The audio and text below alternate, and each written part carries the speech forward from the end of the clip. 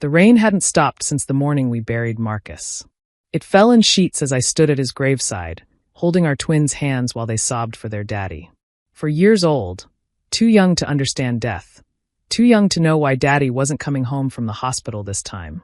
The cancer had taken him in just 6 months, aggressive and merciless, leaving me a widow at 32. Now, 3 hours after watching my husband's casket disappear into the earth, I stood on my parents' doorstep with my children, fumbling for keys that no longer worked. The lock had been changed. The brass gleamed new and mocking in the porch light. "Mom," I called out, seeing movement through the frosted glass. "The key won't work." The door opened just a crack, secured by a chain I'd never seen before. My mother's face appeared in the gap, perfectly made up as always, not a trace of grief for her son-in-law. "Emma needs your room for her home office," she said matter-of-factly. "She's starting her consulting business." I stared at her, rain dripping from my black funeral dress. "What? You heard me. We discussed this." "We discussed nothing. I buried my husband today." My voice cracked. Behind me, Lily started crying again, and Lucas clung to my leg.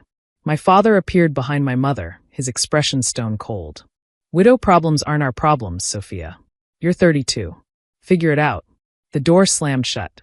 I stood there, unable to process what had just happened. My children, Marcus's children, were soaking wet, shivering, crying for warmth and their beds and their daddy who was never coming back. And my parents had locked us out. Today, the day I buried the love of my life. "Mommy, I'm cold," Lily whimpered. "I know, baby. I know." I pulled out my phone with shaking hands. Dead. Of course.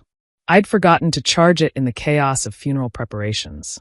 I picked up Lucas, grabbed Lily's hand, and stumbled back to my car. At least we had somewhere dry to sit while I figured out what to do. The 3 of us huddled in the back seat, my children curled against me like wet puppies. Their little bodies shook with cold and grief. That's when I saw it through the car window, Emma's BMW pulling into the driveway. My younger sister, the golden child, the one who'd never struggled a day in her life. She got out carrying shopping bags from high-end stores, practically skipping to the door despite the rain. Mom opened it wide for her, no chain, no questions. They hugged. They laughed. Emma turned and saw us in the car. For a moment, our eyes met. Then she shrugged and went inside. I drove to the only place I could think of, the 24-hour diner where Marcus and I had our first date. The waitress, Donna, took one look at us and ushered us to a corner booth.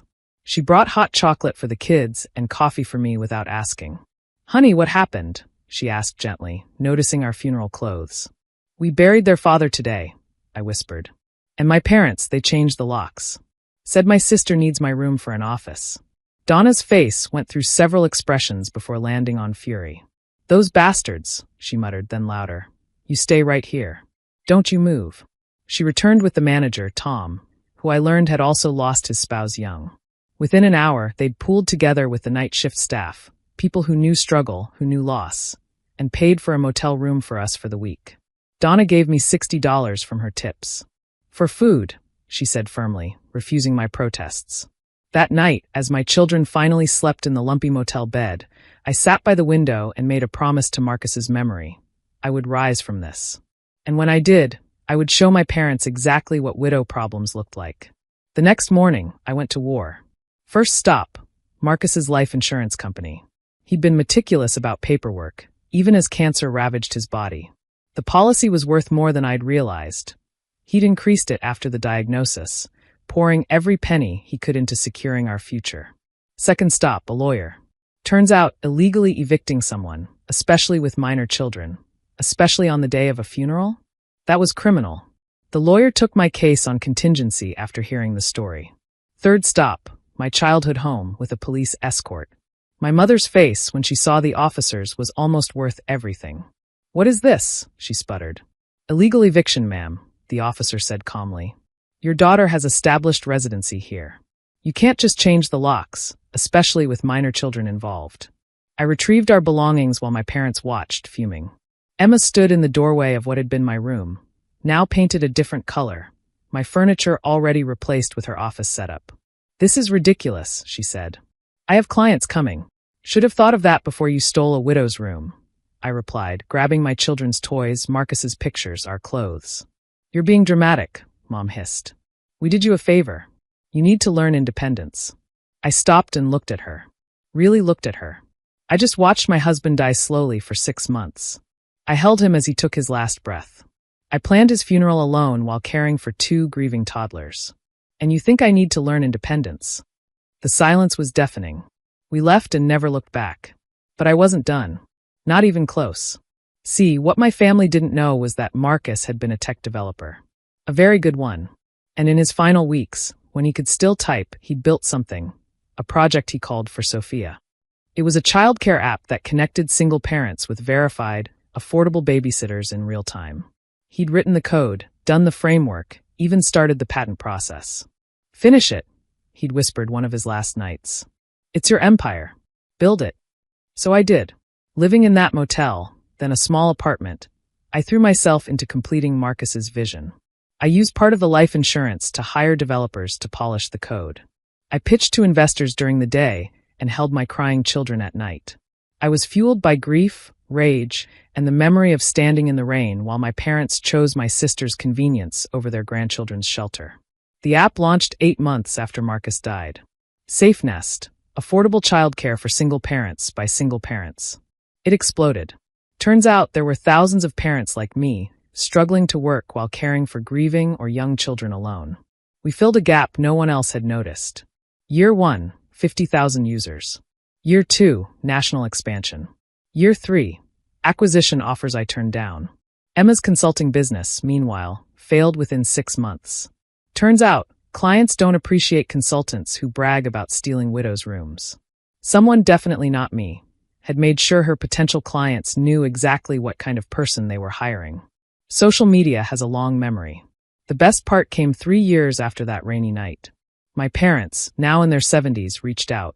Mom had fallen, needed care. Emma couldn't help. She was broke, living with her latest boyfriend. Dad's pension wasn't enough for in-home care. They asked to meet at a restaurant. I brought my children, now 7, thriving despite their early loss.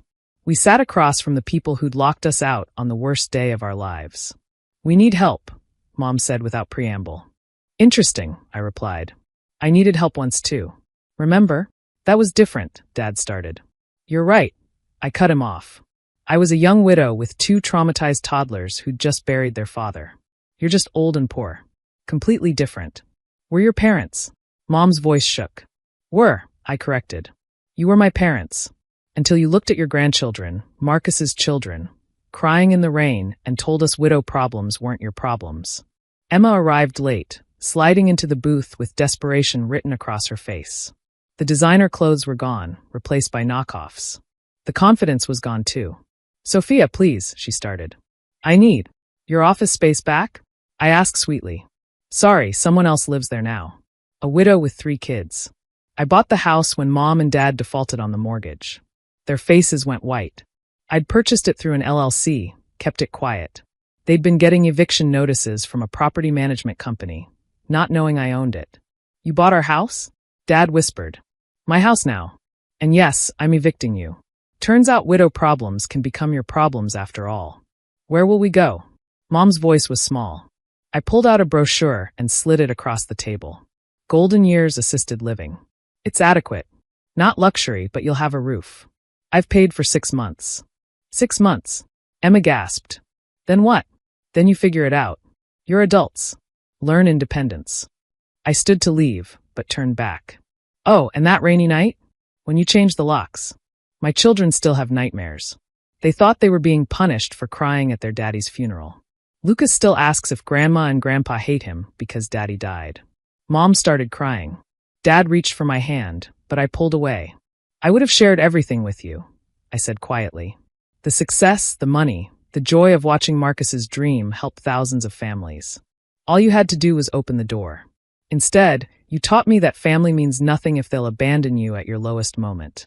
We left them there, in that booth, with a brochure for a budget-assisted living facility and the knowledge that their cruelty had birthed an empire they'd never be part of. The kids and I went home to our new house. Not the one I'd bought from under them, but a beautiful colonial in a better neighborhood. Their rooms were filled with pictures of Marcus, toys, and the security of knowing they'd never be locked out again. That night, Lily asked, "Why don't we see Grandma and Grandpa anymore?" I pulled her close. Because sometimes, sweetheart, People show you who they really are when you need them most. And we learned that grandma and grandpa only love people who don't have problems. But everyone has problems, Lucas said wisely. Exactly, baby. Exactly. 2 months later, I heard through extended family that my parents and Emma were living in the assisted facility. Emma worked minimum wage at a call center. My parents spent their days complaining about ungrateful children. The other residents avoided them. Meanwhile, SafeNest had just passed 2 million users. Single parents across the country were finding affordable, reliable childcare. Marcus's legacy lived on, helping families stay afloat during their darkest times. Sometimes I thought about that night, standing in the rain, my children crying, my parents choosing cruelty over compassion. It should have broken me.